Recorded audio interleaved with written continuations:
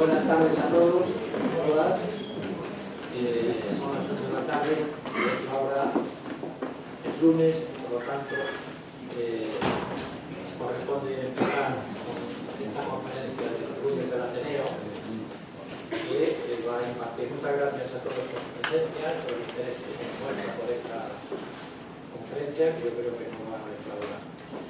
Tenemos con nosotros al profesor José Manuel Santos Oya. Él es licenciado en la Geografía e Historia y catedrático en la Universidad de Santiago, catedrático en la Facultad de Geografía. Su primer trabajo o su primer contacto, digamos, público con el tema que hoy nos ocupa, el turismo, fue precisamente su tesis doctoral. Geografía de la vid y el vino en Galicia, dirigida por la profesora María Pilar Torres, en el año licenciado en 85 y esto doctor en 90. Observando su currículum, páginas de la universidad, bueno, pues sería muy prolijo relatar aquí todos los trabajos, simplemente daremos unos datos sobre su nivel de actividad en este área.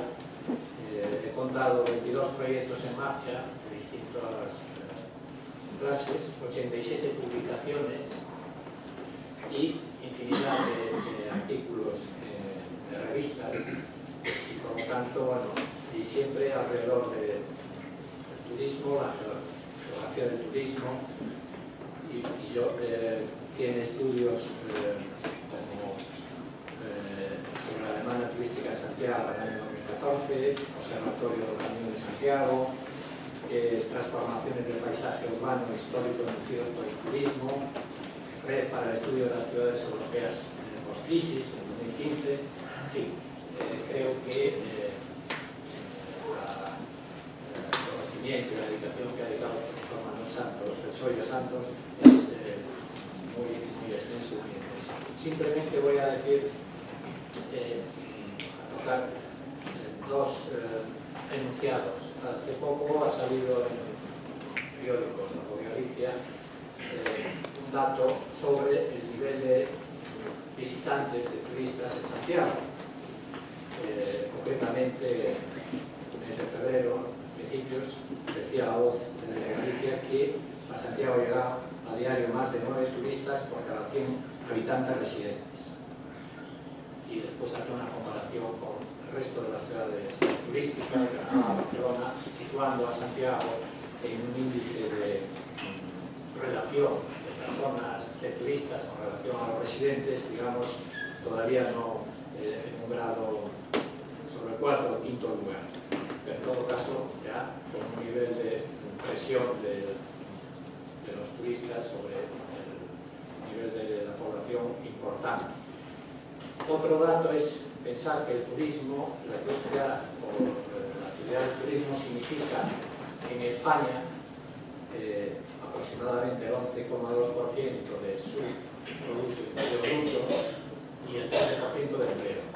Galicia está más o menos en esa media, el 11,1% del PIB y el 12% de empleo, para que nos situemos en las dimensiones, en la importancia que tiene la actividad turística, aunque hoy específicamente hablemos de la actividad turística y las ciudades. Simplemente tiene la palabra el profesor Soria.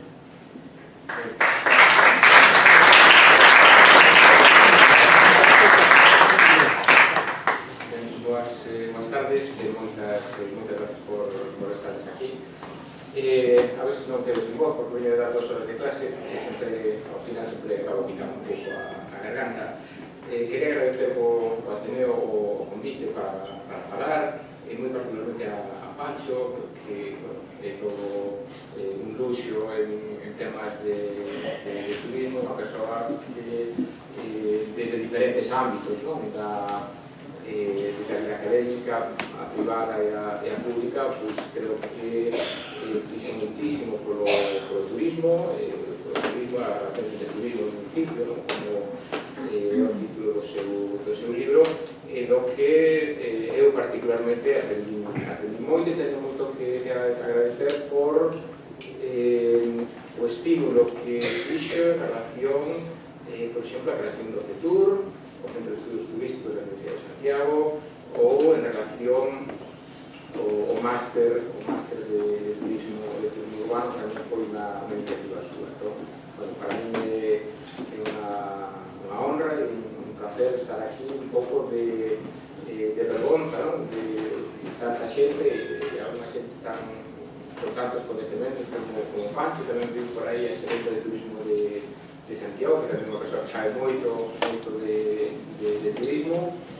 e vou falar de turismo e cidade. A verdade é que non sabía moi ben por onde orientaba, pero eu pensei en falar máis sobre o caso concreto de Santiago, pero ao final optei por dar unha visión máis académica, máis global do que o turismo, e deixar para as preguntas, para o debate posterior ou os diferentes comentarios, falar máis sobre o caso de Santiago. Eu creo que é moi interesante, porque é unha cidade que simplifica moi ben as cousas boas e os problemas tamén que xera o turismo. Eu creo que é moi importante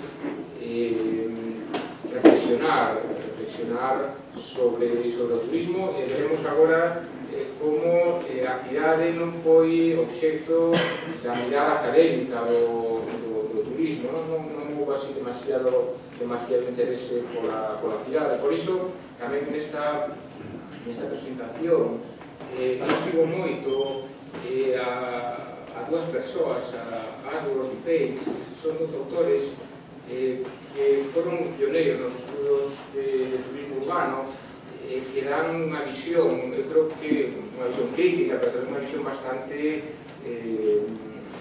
acaída do que é o turismo urbano e do que debe ser o turismo urbano. E aí eu creo que é fundamental empezar dicindo que o turismo é unha actividade complexa, como é a propia sociedade, que precisa de ser atendida e entendida como tal, non? Si ao final falamos tanto que o turismo é tan importante e non lle damos a atención que merece, e sobre todo, insisto sempre moito no tema da planificación e dos recursos, non? Falaremos dos recursos, pero sobre todo dos recursos humanos. Eu creo que en turismo en xeral e no turismo urbano en particular, os recursos humanos son absolutamente fundamentais. Claro, eu digo, porque eu son parte tamén, estou moi implicado no tema da formación dos recursos humanos das persoas que van a traballar no turismo, pero creo sinceramente que é absolutamente fundamental.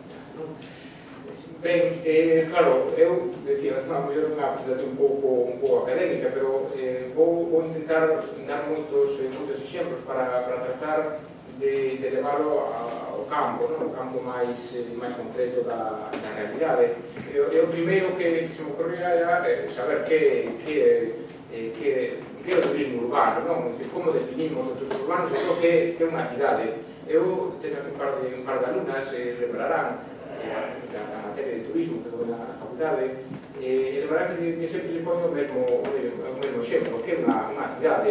É máis cidade de Venecia que Benidorm, por exemplo, cando na realidade nestes momentos case Benidorm, ou se definimos unha cidade pola súa funcionalidade, probablemente Benidorm sexa moito máis multifuncional, ten case tantos habitantes permanentes vivindo na propia cidade que Venecia, e a partir do turismo creou cidade, creou unha auténtica cidade que non vive exclusivamente do turismo, e ao contrario, un pouco do que lle pasa a Venecia, que é casi o exemplo da perversión do turismo, e a pesar do que segue tendo un número moi elevado de visitantes.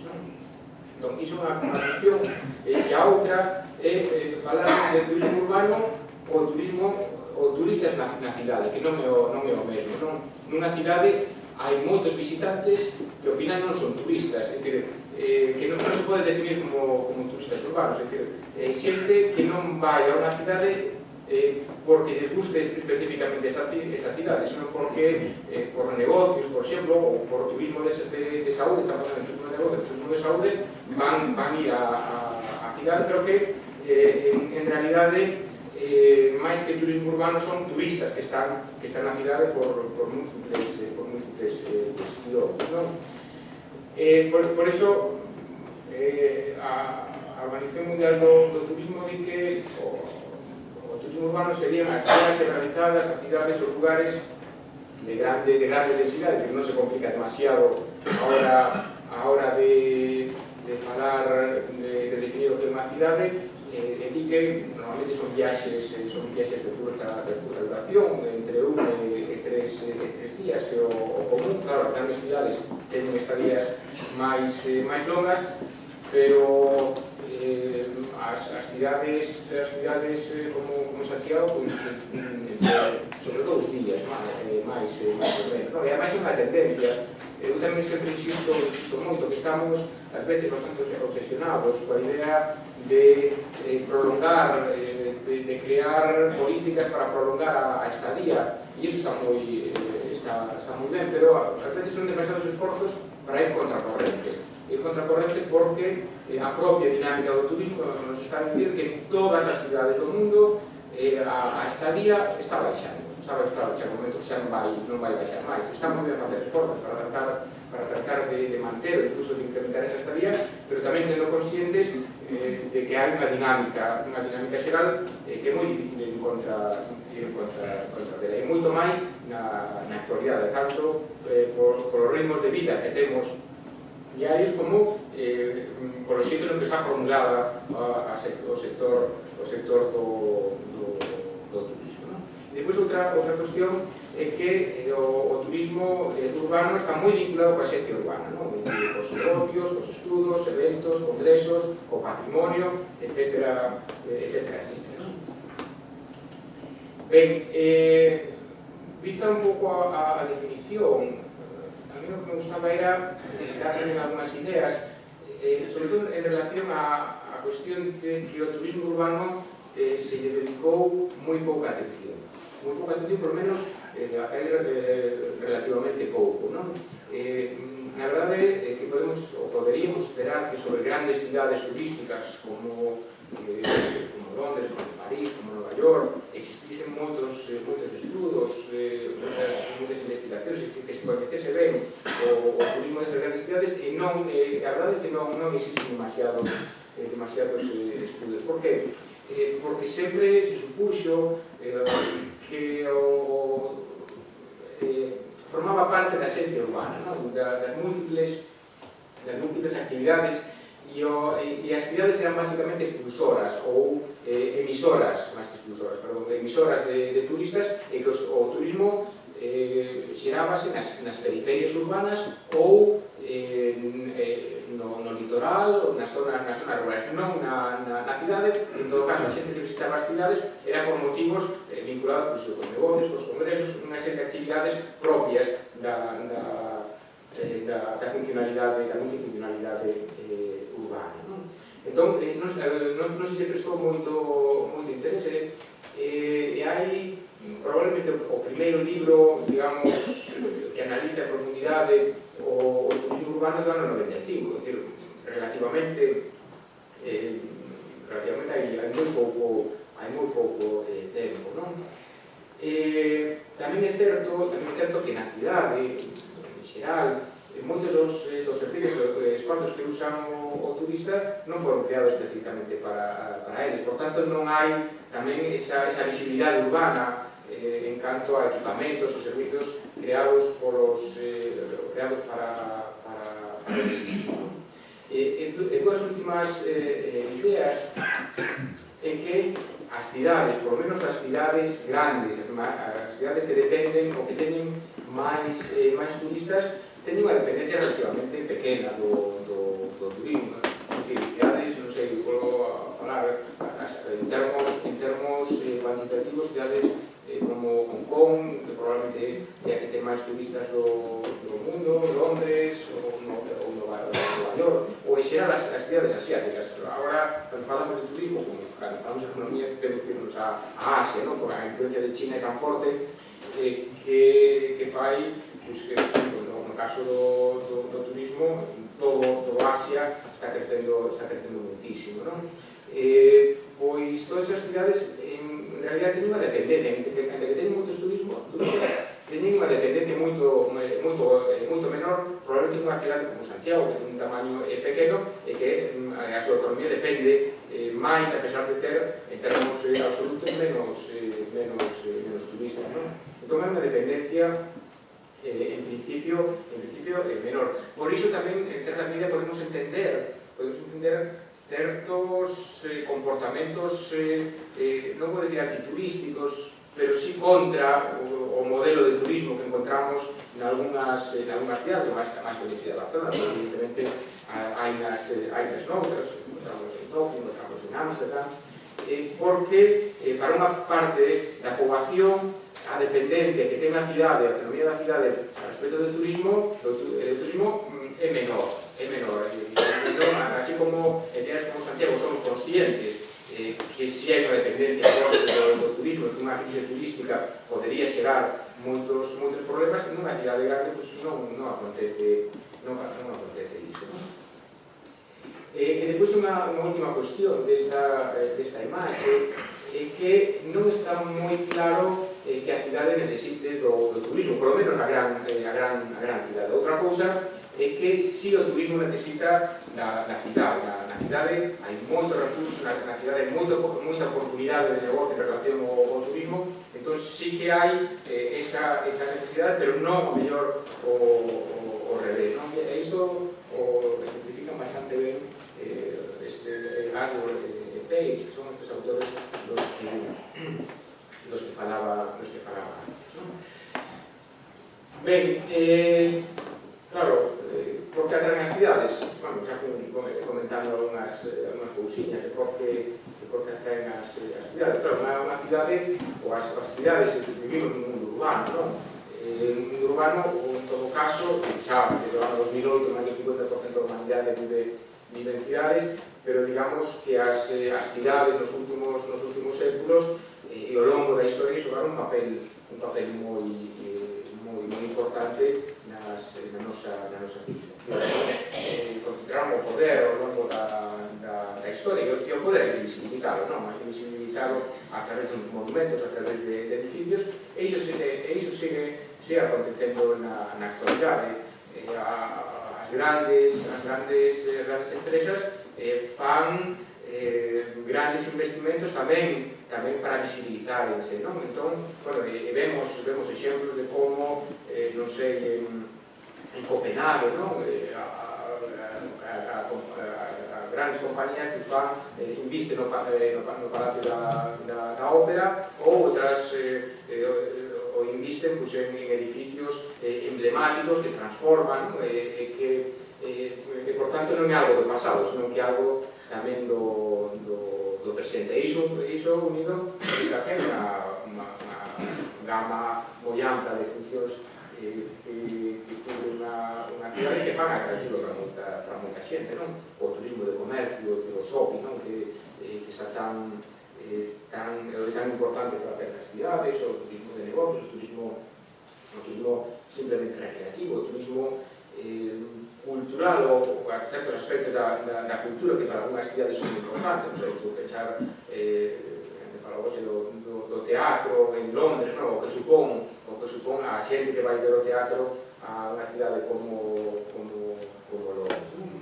E despois hai tamén, falei do estoque de coñecemento, é dicir, nos coñecemos moitas veces cidades a través, bueno, a comunicación, as cidades moitas veces coñecemos por medios de comunicación, coñecemos a través das películas, a través das series de televisión, de reportajes, e todo iso vai creando un coñecemento, un pouso, non? De aí a importancia que ten en moitas para moitas cidades as Filcomissio, non? Que é un instrumento moi importante porque sabemos que unha boa producción, un bo unha boa película neste caso pode ter impactos moi importantes a hora de atraer turistas. No caso do Camiño de Santiago sabemos a película de Way ou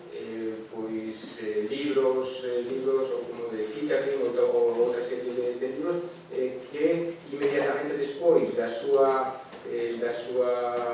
estrela ou do seu lanzamento encontramos que esos mercados disparan o número de peregrinos. O mesmo pasa en turismo desde Nova Zelanda co Hobbit, que supuxo un auténtico boom ata esta, como se chama, Cristina de Barcelona ou algo así, a película esa que se dicía que era a mellor campaña de publicidade que se fixera para Barcelona.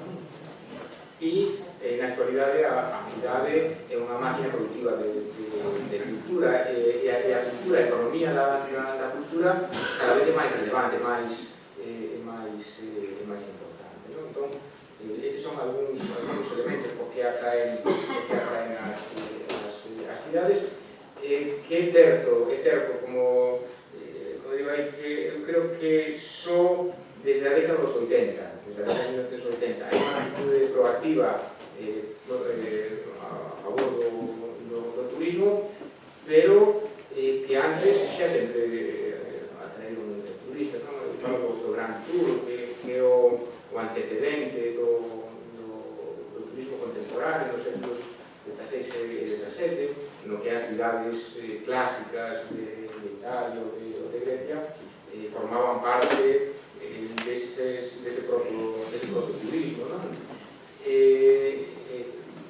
Como sempre foron tamén os centros de poder, unha parte moi importante da historia, os centros de poder de innovación tamén son focos de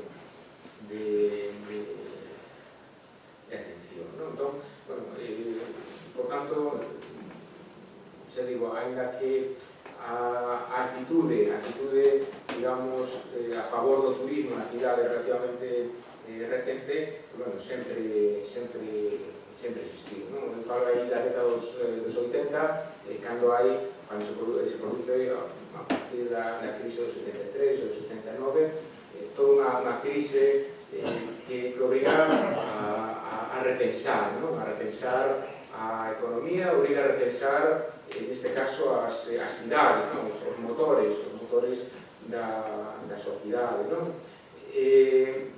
As cidades históricas representan a identidade dun pobo, o pasado común, e moitas destas, sobre todo no tempo da globalización, a cidade histórica serve como áncora do pasado, para lembrarnos que estamos nun mundo con tendencia a homogeneización, pero que na realidade é moito máis, hai unhas raíces moito máis fondas. As cidades históricas, con algunhas excepcións, como podría ser a de Santiago, estiveron nun proceso de degradación, de marginalización moi forte durante moito tempo. Podemos falar de moitos centros históricos en España, que eran, ou en Galicia, algúns centros históricos, que digo, coa excepción probablemente de Santiago, que sempre se mantivo moi vivo, moi dinámico, que eran, que estaban prácticamente abandonados, estaban moi deteriorados, e que a partir dos 80, coa reinvención da cidade, van pasar a ser de novo moitas veces o centro da cidade, por menos o centro simbólico da cidade.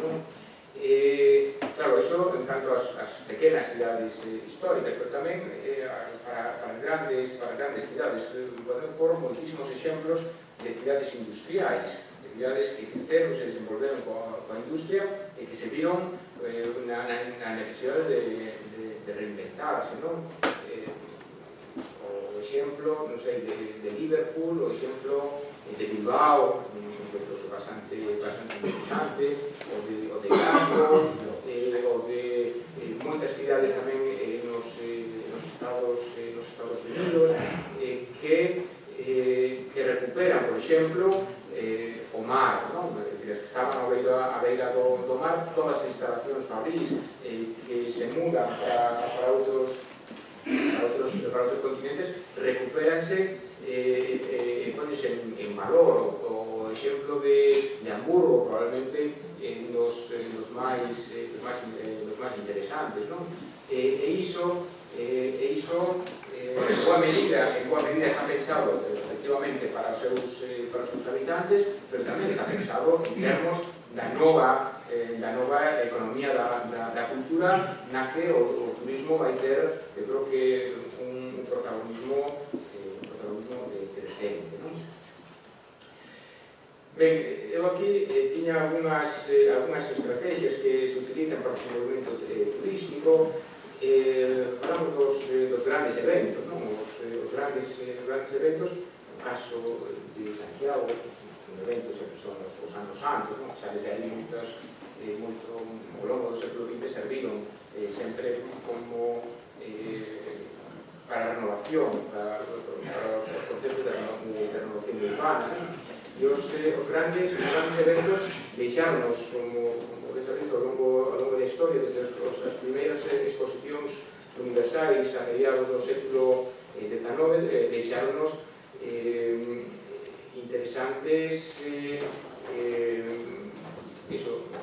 cambios urbanos en moitas das grandes cidades, Londres, París, Chicago, Barcelona, moitos cambios, e ademais os grandes eventos desde o principio estiveron moi relacionados co turismo. As exposicións universais como as de París, algunhas en París no século XIX, ou a de Chicago en 1993, en algúns casos movilizaban máis de 30 millóns de visitantes, que non todos eran turistas, evidentemente, pero sí serviu para crear un novo tipo de turistas que xa no século XIX. É interesante ver como a grande exposición colombina de Chicago en 1893 estaba a cargo de un hoteleiro da cidade, que estaban os propios hoteleiros estaban implicados no turismo nesas alturas. E na actualidade volve ser un exemplo de como os grandes eventos serven para reestructurar, para cambiar a cidade e muchas veces poñelas. Todo depende tamén como se aproveite, evidentemente, eses grandes eventos. Barcelona, a empresa de turismo de Barcelona non se crea para 93, é dicir, crease despois dos xogos olímpicos de 1992.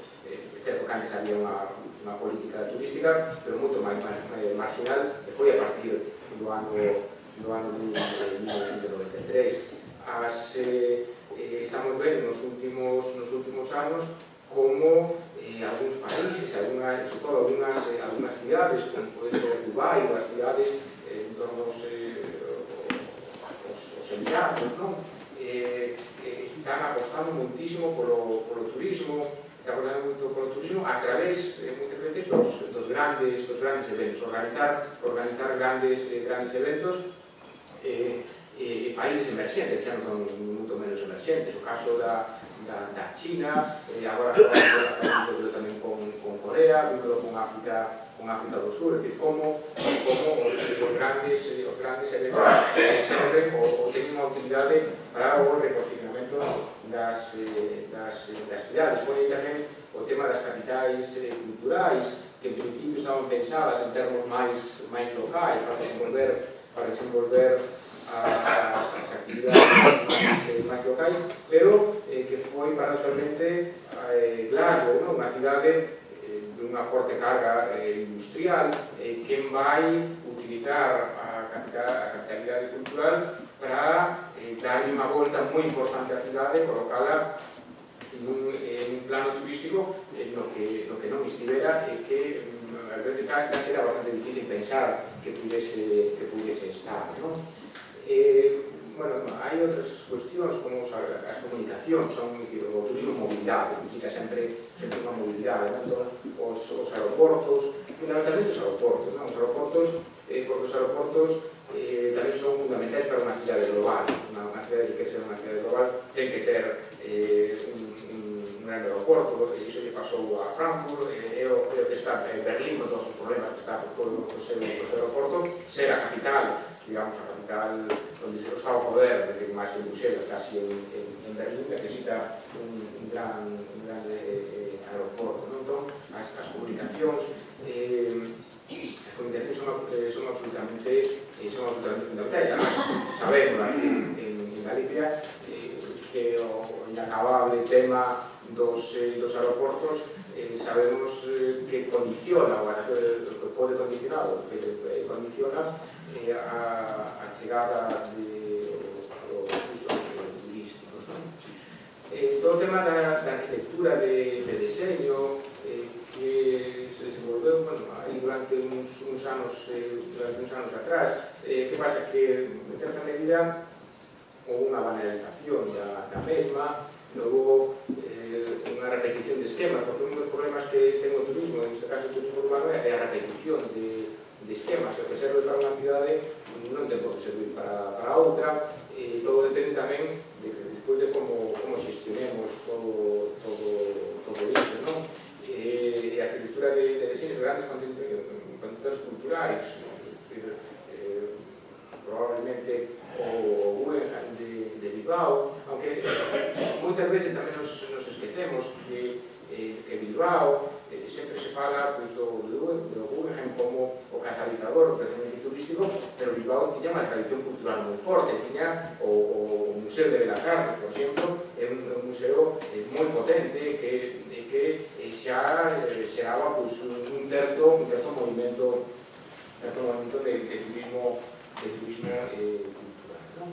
E outras cuestións como as sedes de organismos internacionais, de grandes empresas, de equipos deportivos, pero o deporte tamén é moi importante, non? Hai probablemente Coruña é unha cidade que é bastante coñecida en Europa, moitas veces máis que pola cidade en si mesmo polo deportivo, non? O que supuxo no seu momento cando xogaba en Europa, e aínda eu creo que é algo que non está suficientemente analizado aínda o impacto que ten na imaxe dunha cidade os clubes de fútbol. Sabemos o caso de Barcelona, ou imaginamos o caso de Barcelona, que o Museo do Barça é un dos máis visitados, imagino que o Real Madrid tamén le pasará o mesmo, non?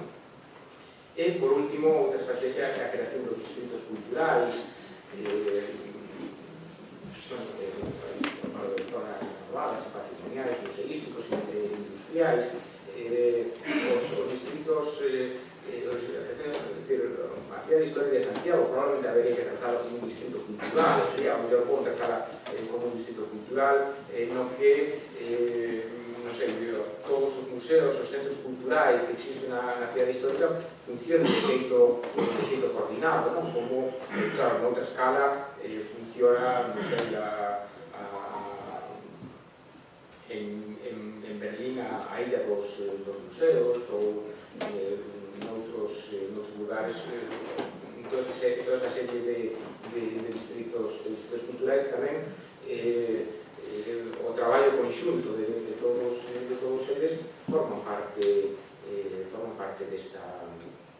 destas estrategias, non? No caso de Madrid, o frustrado no seu momento Paseo das Artes, na que hai toda unha serie de museos e de centros culturais, algúns deles moi orientados para o turismo, non? O museo, o Guggenheim, que sempre se orientou moito para o turismo, non? E veremos nos próximos anos tamén, en relación a isto, as franquías dos museos. Iso é algo que se está extendendo, é dicir, pioneiros como Guggenheim, pero o Louvre xa ten que os saiba dous museos fora de París, e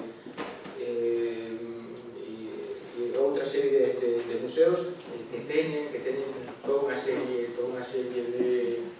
de fondos que non poden exhibir e que ese museo vai dar, estou pensando no Prado, no Museo de Prado, que ten unha cantidad enorme de fondos e que probablemente nos próximos anos comenzaremos a ver como vai haber interese de moitas cidades de ter unha sucursal do Prado que vai ter un nome inmediatamente, xa vai estar ben posicionado no mercado, vai entrar nas redes museísticas, etc.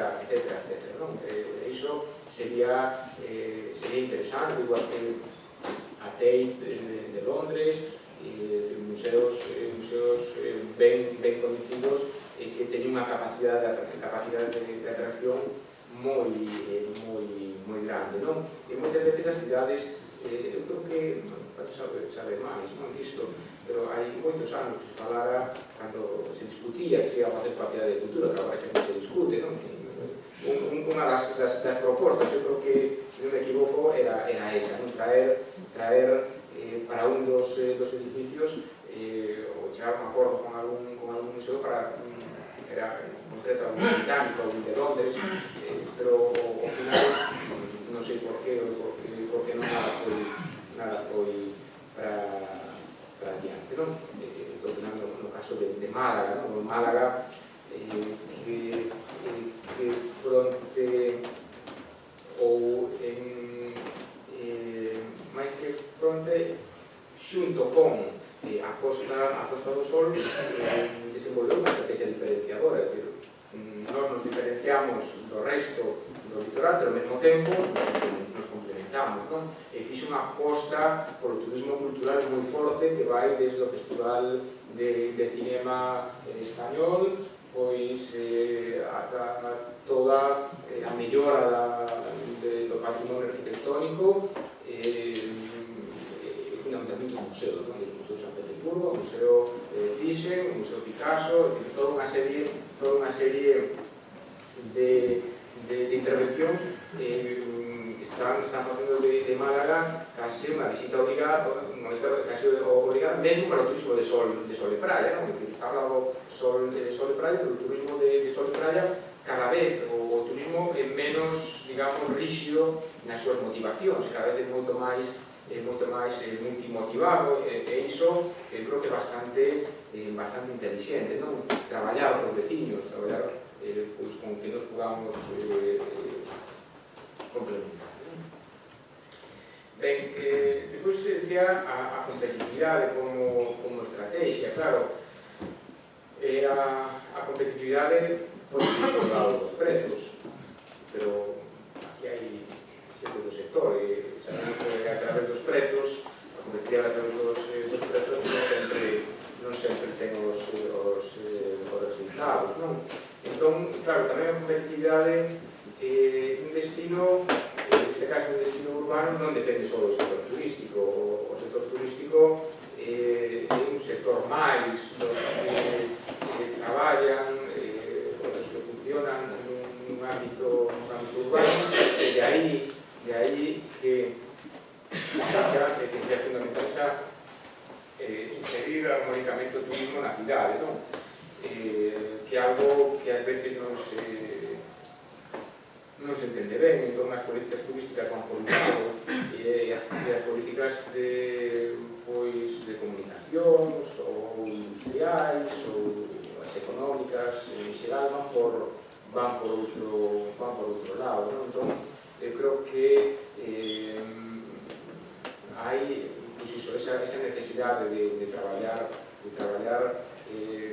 coa vista de que a cidade é unha, e, por tanto, non se pode fragmentar. E hai que traballar de xeito máis armónica, non? Falaba tamén antes da importancia da imaxe global do destino, non? Podemos facer moita promoción turística, pero pode non servir para nada. El turismo históricamente houve bastante obsesión pola promoción turística e agora unha cidade, como se diz muitas veces, unha cidade boa para vivir, unha cidade boa para traballar, é unha cidade boa tamén para visitar, non? Entón ten que ser o proxecto global de cidade, non únicamente do turismo. O turismo, evidentemente, ten que formar parte dese proxecto de cidade, non? Pero é máis importante a imaxe global. O exemplo das marcas de roupa, por exemplo, muitas veces non compramos unha cousa porque nos gusta, simplemente porque ten unha marca de calidade. Calquer marca que nos poda gustar, porque vou comprar estes zapatos, vou comprar esta bolsa porque é desta marca, ese que é unha marca de confianza, unha marca de calidade, non? Por tanto, a imaxe global do destino. A existencia dun sector turístico ben organizado, iso tamén creo que é absolutamente fundamental, non? Se non organizamos ben o sector e cada un vai polo seu lado, e fundamentalmente, como dicía ao principio, os recursos humanos, non? Eu creo que a máis sempre poño o mesmo exemplo, non? O exemplo de Brasil, os brasileiros son moi brasileiros, como deben ser, non? E sempre digo, que o Brasil ten de todo, efectivamente, o Brasil ten de todo, pero o Brasil ten servicios de turistas internacionais que, comparado con os 85 millóns que ten España, non é absolutamente nada. Entón, claro, podemos ter, e sabemos que hai cidades que teñen o mellor patrimonio no sentido clásico, non? Que desde o punto de vista histórico, artístico, mellor non ten moito valor, pero saben tratarlo, non? Saben a partir de aí crear un recurso, crear uns produtos, crear unha oferta, non? Os franceses son fantásticos niso, non? Da nada sacan auténticas maravillas de produtos turísticos, non? E iso está en relación coa calidad dos recursos humanos, non? Temos xente formada que entenda o turismo, que saiba de turismo, que entenda a cidade neste caso tamén, porque xa veremos despois que para facer boa política turística temos que tamén facer boa política urbana e temos que entender a cidade. Por tanto, os recursos humanos e a planificación van as persoas, non? E a planificación, aproveito, eu creo que veremos a ver o documento este de planificación de Santiago que se acaba de aprobar, como funciona, pero creo que o que se fixo no ano 2003, a súa revisión de 2008, creo que foi moi bon, porque sobre todo tamén hai unha cuestión, que facer planificación non garante a súa execución, entón eu creo que iso é importante, facémola e cumprímola, non? Porque sabemos que a planificación turística non é vinculante e, por tanto, podes facer documentos moi bonitos e non sempre se cumpre. Creo que algo, moitas cousas que ten Santiago en relación ao turismo, pero é que se aplica, é dicir, hai unha folla de ruta que nos permite saber que é o que temos que facer, non? E iso creo que é importante. E, bueno, traía isto aquí, está tirado dun libro sobre turismo de cidade, que son Tolerance as estrategias de competitividade urbana, que nos fala un pouquinho aí dos elementos fundamentais, non? O talento, a tecnoloxía, a diversidade, a innovación, ter claro, o ir para os mercados emerxentes. Hoxe en día parece que, claro, con isto das conexións aéreas, podemos ter moitas conexións aéreas con moitas cidades, con moitos países do mundo, que a veces perdémonos ou emocionámonos demasiado, non? Emocionamos demasiado, pero hai que saber que os países son moi diferentes, que os países teñen tamén nichos de mercado tamén distintos, e temos que ter moi claro a nosa cidade como destino turístico con quen queremos traballar e procurar traballar con iso, e para iso, bueno, está evidentemente a política turística. Hoxe en día, os destinos turísticos, hai cidades, destinos turísticos que poden aparecer, e así como aparece, o rápido que aparecen acaban desaparecendo precisamente por non ter esa folla de ruta que les permite saber que tipo de turismo queda, non? Ben, hai a accesibilidade, a atracción, o turismo responsable, a creación de redes, non? Que é moi importante, competir con a cultura, con a autenticidade, os contidos, a tecnoloxía, neste caso o marketing, etcétera. E xa para ir terminando, tiña un par de imaxes máis.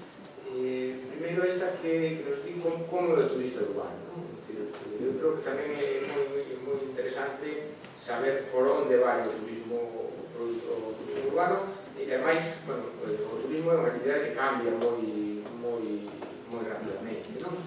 Primeiro, selectividade no sentido de que o turista urbano só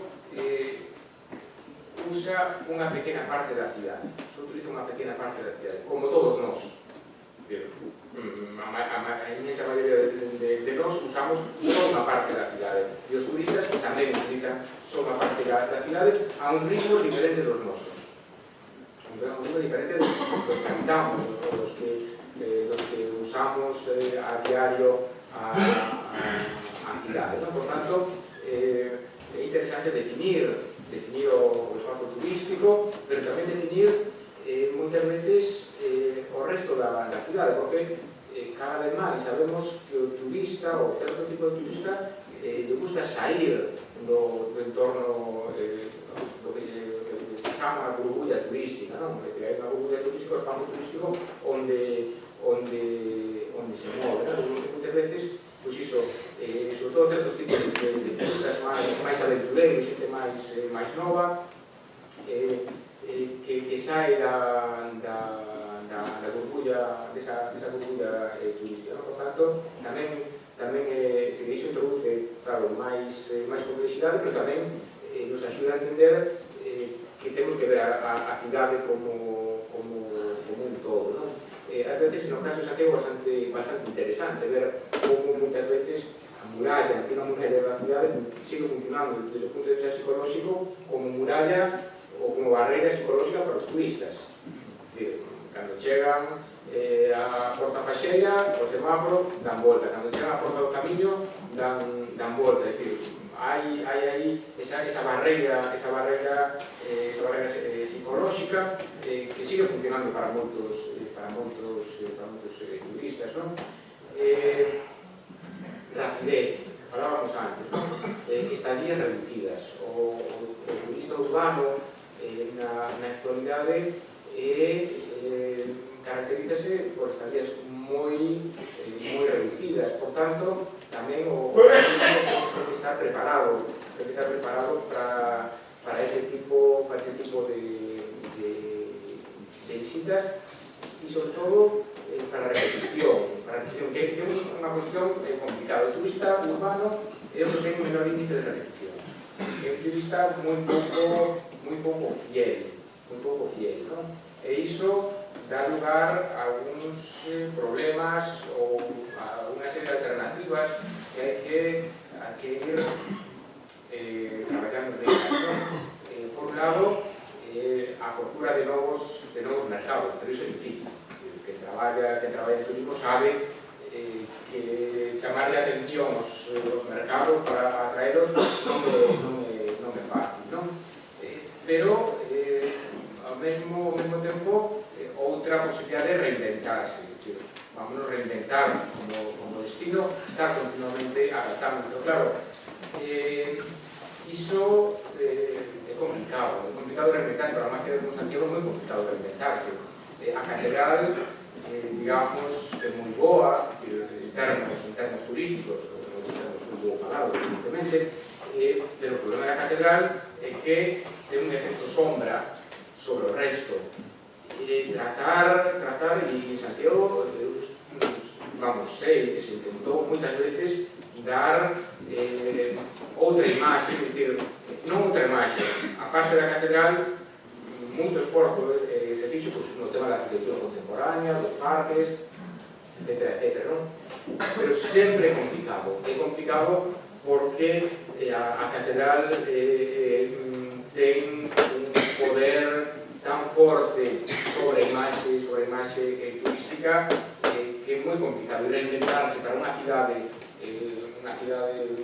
de tamaño como a de Santiago, con un patrimonio, neste caso, con a catedral, é bastante complicado. Despois, unha última idea que aparece aquí é o capricho.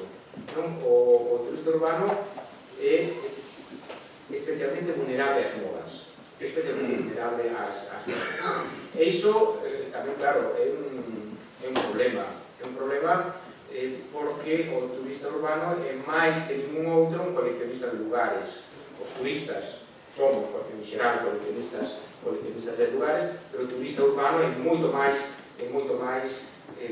aínda que os demais. Entón, iso fai que os destinos urbanos sexan moi vulnerables ás modas, non? E isto é moi difícil ou moi complicado, como falaba eu un momentiño, para as cidades con unha imaxe moi forte, como é o caso de Santiago, que ten unha imaxe moi forte nos mercados, fai que sexa máis complicada esa reinvención e hai unha necesidade de dar respostas rápidas. E moitas veces caemos no erro, e isto é moi común, moita xente que se dedica a política, que non ten os coñecementos necesarios, que digo, que eu teño de todo, na miña cidade, no meu concello, teño de todo. Pouco menos que ven dicindo que se os turistas non van é porque son pagos. Por todo o que temos aquí, como non van vir os turistas, non? Pero claro, xa vimos antes, por exemplo, de Brasil, non é o que hai, senón que facemos o que temos, e, sobre todo, tamén como falaba agora, esa necesidade de dar respostas rápidas aos continuos cambios que se producen no mercado, non? E, por tanto, falábamos antes da planificación, pero tamén da flexibilidade nesa planificación. A veces podemos pensar que Santiago, coa catedral e co centro histórico que ten, sempre vai ter turistas, non? Pero, como dicía, as modas son moi caprichosas, non ten por que ser así. Vimos estes anos de crise como moitas cidades moi turísticas ou que fixeran unha aposta importante polo turismo, tan pronto chegou a crise, esqueceronse do turismo e dedicaron os esforzos a outra cousa. Entón, todos esos esforzos que fixeron nos anos previos para asentarse nos mercados acabaron por non servir prácticamente para nada. Volver posicionarse nos mercados unha vez que sair deles é bastante complicado. E por último, xa a modo de conclusión, conclusións, pois, o que decía, non? Entender o turismo na cidade implica primeiro entender a cidade. Eu creo que iso é moi importante, non? É dicir, se non sabemos con que cidade estamos a traballar, é moi complicado, non? E moitas veces tendemos a replicar o que fala outras cidades que tivo éxito e non ten por que ser así, non? A planificación turística, insisto, moi relacionada coas estrategias da cidade. Creo que deberían ser fundamentais. Incluso, bueno, isto podemos deixalo para o debate, non? Eu creo que tería que haber a nivel de concellos, a nivel, neste caso, das cidades, unha estrategia urbana coordinada con unha estrategia superior, non? Neste caso da Xunta, non? Que haxe unha coordinación para que cada un non vaya polo seu desde a academia, neste caso desde a universidade, tamén temos que reconocer a incomprensión mutua entre os estudos urbanos e os estudos turísticos, que moitas veces os que nos dedicamos ao turismo éramos así como se dedican ao turismo a viaxar e non fan nada interesante, e desde os estudos turísticos os que se dedican a estudiar a cidade dedicanse a outras cousas e non lle prestan atención ao turismo. Entón, eu creo que os estudos urbanos e os estudos turísticos, que ademais son moi transversais, é dicir, o turismo, igual que a cidade, inclúe desde a economía, a planificación urbana, a comunicación, é dicir, a mobilidade, a sustentabilidade, muchísimas cousas que fan extraordinariamente transversales, non? E por último, esa necesidade para levar adiante políticas turísticas profesionais, coordinadas, rigorosas, que non sempre acaban, que é moi obvio, non? Pero que ás veces non parecen. Ben, pois isto era un pouco o que decir, perdón por a chapa de lei,